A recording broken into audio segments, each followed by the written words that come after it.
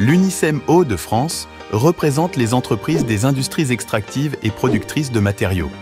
Celles-ci produisent divers matériaux de construction comme les granulats, sable, gravier, les pierres de construction ou encore le béton prêt à l'emploi qui répondent aux besoins du bâtiment et des travaux publics.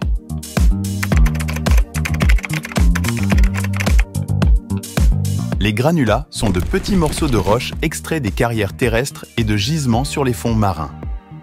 En Hauts-de-France, leur production s'élève à environ 24 millions de tonnes par an. Une fois extraits, ils sont concassés et nettoyés, puis sont transportés vers les points de transformation qui peuvent être des centrales à béton ou des centrales d'enrobés ou directement vers les chantiers du BTP de la région.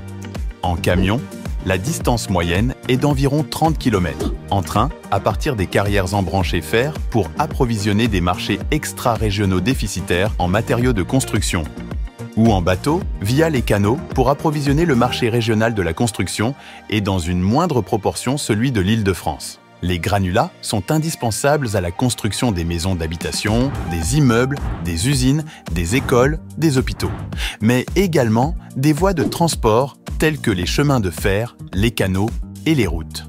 Celles-ci sont composées en moyenne de 90% de granulats. Qu'il s'agisse de petites routes de campagne ou d'autoroutes, 3 couches de granulats sont mises en place, sur une épaisseur variant de 20 à 70 cm. Dans les Hauts-de-France, la production de granulats varie en fonction des départements avec des caractéristiques de matériaux différentes qui répondent à l'ensemble des usages du BTP. À toutes les étapes du cycle de vie de ces matériaux, leur transport est crucial.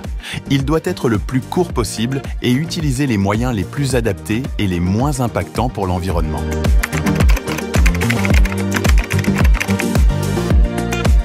Les granulats ne proviennent pas que des carrières. Ils peuvent être produits à partir de certains déchets de déconstruction du bâtiment et d'infrastructures diverses qui sont triés puis concassés. On parle alors de granulats recyclés. Ces opérations de recyclage se déroulent principalement sur des plateformes de recyclage ou sur des carrières et plus ponctuellement directement sur les chantiers. Les granulats recyclés ainsi obtenus sont quasi exclusivement utilisés pour des usages routiers. Mais depuis peu, et si leur qualité le permet, ils peuvent aussi être utilisés dans la fabrication de nouveaux bétons.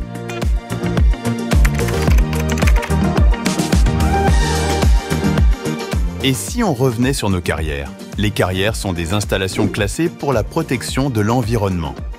Elles sont donc soumises à des réglementations très exigeantes pour pouvoir être exploitées. Tout au long de la vie de la carrière, un programme précis est établi entre l'exploitant, l'administration, les élus et les associations afin de prendre en compte les écosystèmes locaux.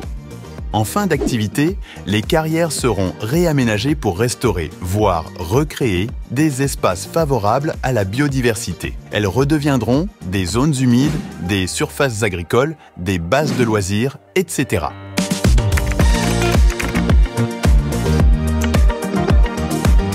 Lors de la déconstruction de bâtiments et d'infrastructures, les déchets qui en sont issus servent à produire de nouveaux granulats utilisés pour la construction dans une logique d'économie circulaire.